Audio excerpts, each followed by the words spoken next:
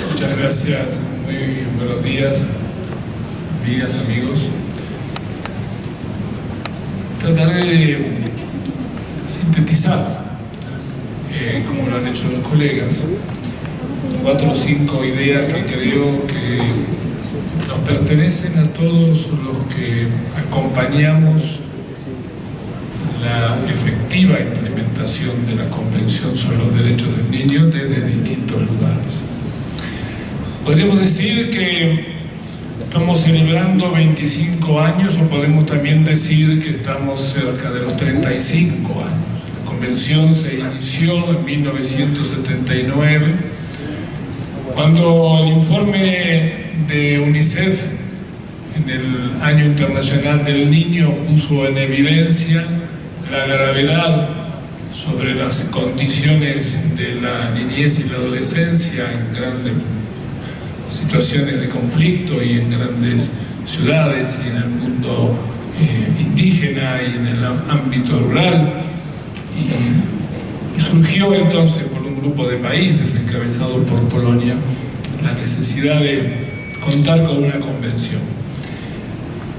Los que nos convocamos en los años 80 en América Latina a ser parte del debate, y quiero dejarlo muy claro esto, América Latina fue, sin lugar a dudas, la región del mundo que más se movilizó en las organizaciones de la sociedad civil para lograr que esta convención tuviera no solo el carácter de un instrumento jurídico internacional de derechos humanos, sino para que fuera la herramienta transformadora de las injusticias con las que nuestros niños vivían y siguen viviendo en nuestra región. No hemos hecho todo el esfuerzo en vano, porque buena parte de los contenidos de la convención que se aprobó en 1989 lleva la marca de las luchas de América Latina y de las luchas liberadoras de América Latina. Claro que en 1989, a pocos días, semanas, que la Asamblea General aprobaba la Convención, casi en la pieza de al lado, en Washington, se estaba aprobando el Consenso de Washington. Contradictoria situación histórica, porque el Consenso de Washington venía a decirnos, particularmente a los latinoamericanos, que redujéramos a nuestros estados al mínimo de sus expresiones, que lleváramos al mercado las respuestas que la sociedad necesitaba en sus injusticias, que venía a decirle a los estados que cuanto más privatizaran, menos servicios tenían para ofrecerle a sus ciudadanas y ciudadanos. Y de la otra cara, ratificaban nuestros mismos estados la convención. En esta puja estuvieron los primeros 10 o 12, y continúa buena parte de esa puja. Entre el neoliberalismo propuesto por el Consenso de Washington o el instrumento internacional de derechos humanos destinado a la niñez, destinada a producir los cambios que superen las injusticias sociales. Y las injusticias no son solamente individuales cuando hablamos de violación de derechos, son también injusticias colectivas. Y nosotros apreciamos que la Convención no es solo para garantizar los derechos de niños individualmente, sino para garantizar los derechos colectivos de la niñez y la adolescencia. Y eso no se resuelve solamente teniendo el instrumento. Se resuelve transformando el instrumento en una herramienta movilizadora de las transformaciones políticas que los estados deben dar. Y las sociedades organizadamente tienen que acompañar en procesos democráticos las movilizaciones necesarias para que esas transformaciones se produzcan. Pero esto tuvo un obstáculo en el camino. Los que estaban más amigos del consenso de Washington encontraron un lindo atajo al tiempo histórico de la convención, que fue poner todos los reflectores sobre las reformas legislativas. Y nos pasamos 10, 15 años discutiendo en América Latina sobre reformas legislativas mientras se consolidaban las instituciones que no hacían otra cosa que marcar el retroceso en gran parte de los derechos que estaban consagrados en la propia convención. Por eso hemos avanzado tanto en la legislación y hemos avanzado tan poco en las transformaciones institucionales y políticas. Y este es el gran desafío. No podemos admitir que a 25 años de vigencia de la Convención tengamos instituciones diseñadas en el siglo XIX y tengamos realidades del siglo XX que se han empeorado en el siglo XXI.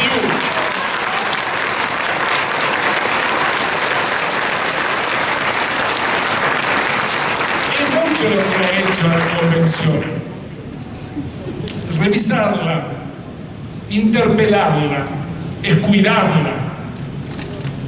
El silencio es lo que mutila los mejores instrumentos y el debate es lo que nutre la posibilidad de nuevos horizontes. Y dentro de ese instrumento, el Comité de Derechos del Niño, aquí muy bien representado, tiene una gran responsabilidad, que los estados pujan para que esa responsabilidad no esté plenamente desplegada, porque prefieren los estados muchas veces que el comité tenga una relatividad de incidencia en las políticas que le competen respecto a la aplicación de la convención. Lean ustedes las recomendaciones del comité a los estados que están por tercera vez presentando sus informes y van a encontrarse que el 65% de las recomendaciones desde el año 1992, cuando comenzó a funcionar el comité, a la fecha el 65% se repite cada 4 años o en el periodo siguiente a la presentación del informe. ¿Y por qué? Porque el comité advirtió que no tuvieron en cuenta las recomendaciones. A los estados tenemos que decirle desde este Congreso, las recomendaciones del comité son parte de las condiciones y obligaciones por las cuales han ratificado la convención y por lo tanto son vinculantes y no son simplemente documentos que se pueden leer y archivar. Son obligaciones que los estados contraen al ratificar la convención, y en la medida que las organizaciones de la sociedad civil acompañemos las observaciones que el comité efectúa a cada uno de los estados, mayor efectividad tendrá y por lo tanto mayores serán las posibilidades de que ese instrumento sea efectivamente transformador. Yo quiero terminar señalando que el gran avance de la convención ha sido poner en la agenda pública la voz, la participación de niños y adolescentes. Insuficiente. Predominan los espacios donde tienen acceso a ser escuchados los niños y adolescentes cuando tienen condiciones sociales favorables para participar. Pero tenemos que escuchar a los que no tienen voz para ser escuchados. Queremos escuchar más a los niños indígenas, queremos escuchar más a los niños de la calle, queremos escuchar más a los ticomigrantes, queremos escucharlos más a aquellos que no tienen la voz suficientemente representada. ¿Y es posible? Sí que es posible. ¿El comité lo quiere? Sí que lo quiere. Hay voluntad política que desarrollar. Hay que generar condiciones favorables para que estas voces se multipliquen e incidan sobre sus estados para que las transformaciones políticas se puedan lograr. Finalmente, me permito dar 3 o 4 recomendaciones. Creo que la primera tiene que ver con volver a estudiar cuál es el carácter que tiene la ratificación de los estados respecto de la convención. y estudiarla jurídicamente y políticamente. ¿Tiene carácter vinculante político? Sí, tiene carácter vinculante político. Necesitamos fundamentos para ratificar esta convicción.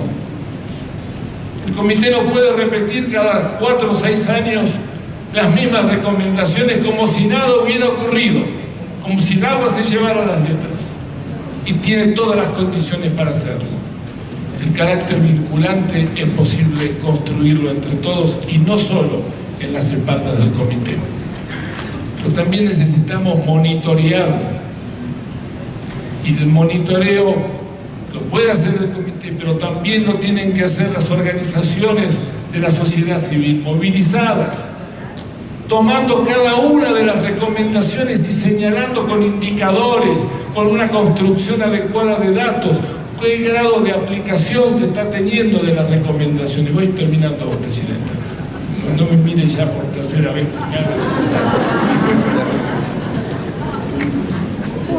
La ventaja es que como yo no soy miembro, puedo insubordinarte.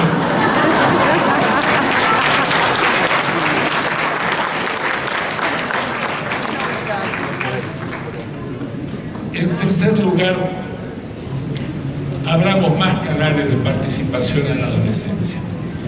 Y me permito decir adolescencia.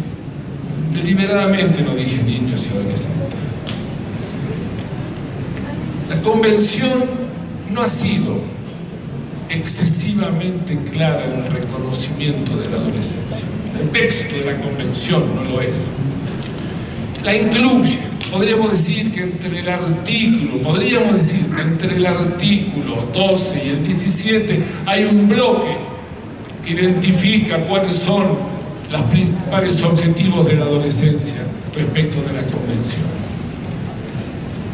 Desde la capacidad de ser escuchados, asociativa, ser informados, participar. Sin embargo,